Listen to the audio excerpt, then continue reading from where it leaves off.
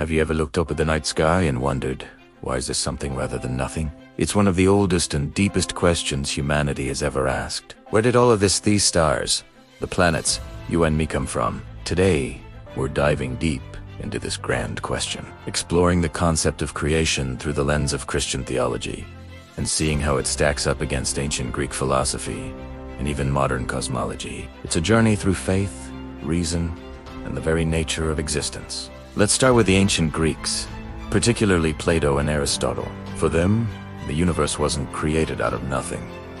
Instead, they imagined a pre-existing, chaotic matter. Plato's demiurge was a divine craftsman, not an all-powerful creator. Think of him as a master sculptor. He didn't create the marble, but he shaped it into a beautiful statue. This demiurge looked to the eternal, perfect formsta, blueprints of reality, and organized the messy, primordial stuff into the orderly cosmos we see. So, for Plato, creation was an act of shaping, not of absolute beginning. The universe itself, in some form, was eternal. Aristotle, Plato's student, took a slightly different path. He proposed the idea of an unmoved mover. Picture a line of dominoes falling. Something had to push the first domino, right? For Aristotle, the universe is a chain of cause and effect. And at the very beginning of that chain, there must be a first cause. This unmoved mover is pure thought, a perfect being that initiates all motion and change in the universe, not by physical action, but by being the ultimate object of desire and aspiration. Everything in the cosmos is drawn towards its perfection, like a moth to a flame. But again, like Plato, Aristotle believed the universe itself was eternal. The unmoved mover sustains its motion, but didn't bring it into being from absolute nothingness. Now, let's shift to the Christian perspective, which introduces a truly radical idea. Creatio ex nihilo, or creation out of nothing. This is a game changer. The very first line of the Bible, "In the beginning, God created the heavens and the earth," sets a completely different stage. Here, God isn't a craftsman working with pre-existing material. He is the ultimate source of all being. There was no chaotic matter, no eternal universe waiting to be shaped. There was simply God, and then, through his sheer will and word, everything else came to be. This concept has profound implications. If God created everything from nothing, it means that the universe is not divine itself, nor is it a part of God. There's a clear distinction between the creator and the creation. This separation is key. The universe is good, as Genesis repeatedly states, but it is not God. This protects against pantheism, the idea that God is in everything and everything is God. Furthermore, creation ex nihilo means that the universe is fundamentally dependent on God for its existence, not just at the beginning, but at every single moment. It's not like God wound up a clock and let it run. He is continuously sustaining it, holding it in. If he were to let go, creation would cease to exist. This idea of ongoing moment-to-moment dependence is what theologians call conservation. It paints a picture of a deeply personal and involved God, not a distant, detached architect. This leads us to another crucial point: the meaning and purpose of creation. In the Greek view, the world was ordered according to rational, impersonal principles, the forms or the pull of the unmoved mover. But in the Christian view, creation is an act of love. Why did God create? Theologians like St. Thomas Aquinas would argue that God, being perfect goodness, naturally desires to share that goodness. Creation is an overflow of God's love and generosity. He didn't need to create. Chose to. This means that the universe, and everything in it, has a purpose rooted in a personal relationship with its creator. You weren't just an accident of cosmic ordering. You were willed into existence out of love. This contrasts sharply with the potential meaninglessness found in a purely materialistic worldview. If the universe is just the result of random physical processes, then any meaning we find is something we invent, not something we discover.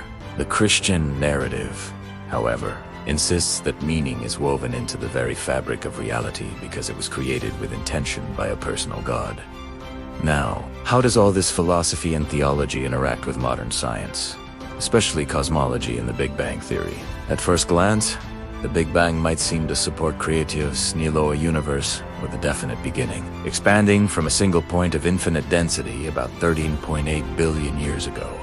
Sounds a lot like in the beginning. Though, isn't it? Many people have certainly made that connection. However, it's important to be precise. The Big Bang theory describes the evolution of the universe from an extremely hot, dense state. It doesn't, and can't, explain what caused that initial state, or what, if anything, came before Italiano. Science operates within the realm of the natural, physical world. The question of why is there something rather than nothing is a metaphysical question, not a scientific one. Science can tell us the how of the universe's expansion, but it can't answer the why of its existence. So, the Big Bang isn't proof of creation out of nothing, but it's not incompatible with it either.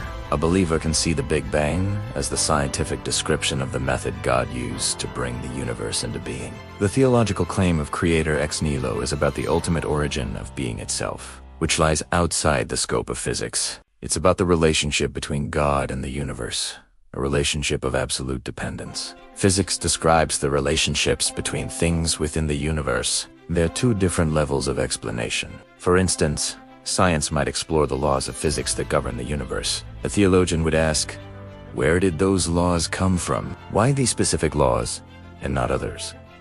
Why is the universe so finely tuned for life to exist? These why questions push us beyond science and into the realm of philosophy and theology. The Christian answers that the order elegans and life-permitting nature of the cosmos are reflections of the mind and character of its intelligent, loving creator. So, let's bring it all together. We have the Greek view of an eternal cosmos shaped by a divine craftsman or moved by a distant first cause. We have the modern scientific picture of a universe expanding from a singular point, governed by physical laws. And we have the Christian theological claim of Creatio, a universe brought into being from nothing by an act of pure love and will, and sustained at every moment by its creator. Unlike the Greek gods, who were limited by pre-existing matter, the God of the Bible is truly transcendent and all-powerful. Unlike a purely scientific account, which can only describe the how, the Christian story provides a why. It offers a narrative of purpose,